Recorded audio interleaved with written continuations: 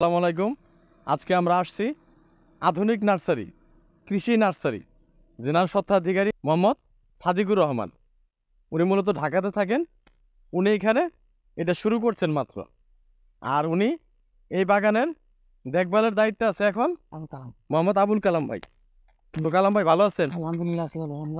জি আছি আলহামদুলিল্লাহ। তো আপনি এই বাগান পরিচর্যা করেন এখন মোটামুটি এই নার্সারিটা? আচ্ছা, এইখানে এই যে আপনারা একদম তাবু টাবু করে রাখছেন, মানে অনেক জায়গায় তো দেখছি উন্মুক্ত জায়গায় নার্সারি করে, কিন্তু এখানে এরকম আধুনিক ব্যবস্থা করার কারণটা কি? কারণটা মানে সব দিক দিয়ে মানে সুযোগ সুবিধা আছে, ফুকমা করা আসে নাই, পাতা টাতা করে নাই, এই দিক দিয়া মনে করুন যে তো আমাদেরকে কি একটু ভিতরে নিয়ে যেয়ে দেখানো যাবে? আসে। ইনশাআল্লাহ চলেন। এগুলো তো পাইপ, পাইপ লাগায় রাখছেন, পাইপ লাগিয়ে রাখছে, আবার নিচে পোড়া দিছি বাসে। মানে এটা আসলে পাইপটা বাঁকা করে রাখার জন্য এই সিস্টেমটা করে রাখছেন, তাই না? এই পাইপটা এইভাবে দেওয়ার অর্থটা কি?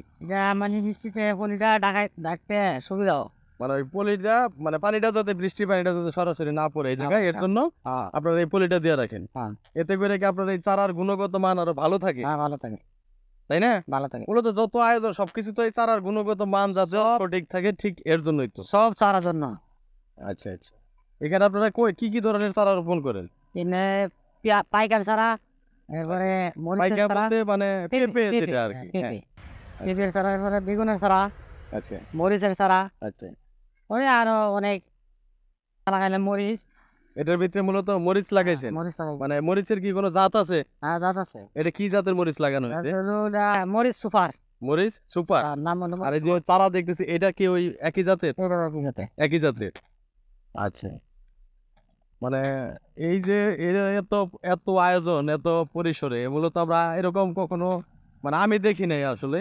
ওই এলাকা এই এলাকায় অনেক ঘুরছি আসলে, হ্যাঁ অনেক ঘোরাঘুরি করে, কিন্তু আর কোথাও এরকম আধুনিক ভাবে নাই নাই এরকম এরকম এত যত্ন সহকারে চারা রোপণ মানে দেখি নাই কখনো। না না এরকম নাই। কারণ সব জায়গায় মূলত দেখছি নার্সারি গুলো হয় হলো আপনার উন্মুক্ত স্থানে, যেমন রোদ, বৃষ্টি এবং গাছের পাতা একদম উন্মুক্ত একটা স্থানে হয়।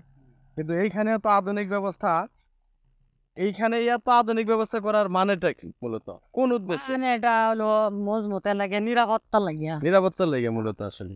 এখানে এই যে চারাগুলো দেখতেছি, এই চারাগুলোর বয়স কতদিন হয়েছে? এটার বয়স হয়েছে আপনার 32 দিনের মতো।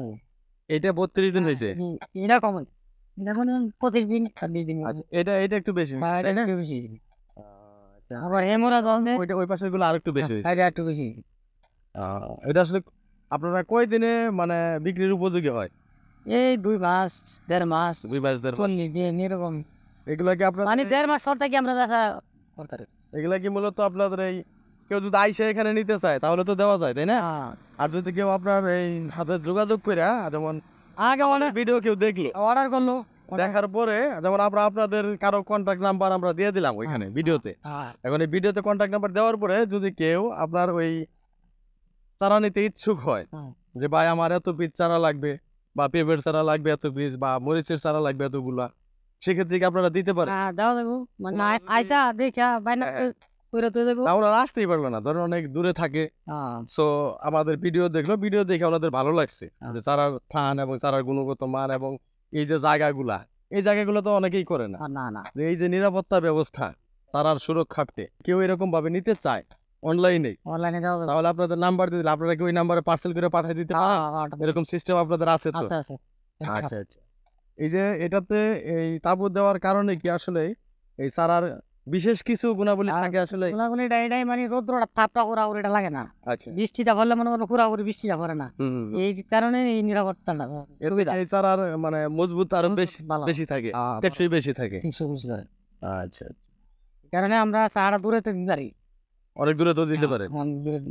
এগুলো তো আবার রোপণ করবেন না 1 মাস পরে? 1 মাস পরে করবেন আবার?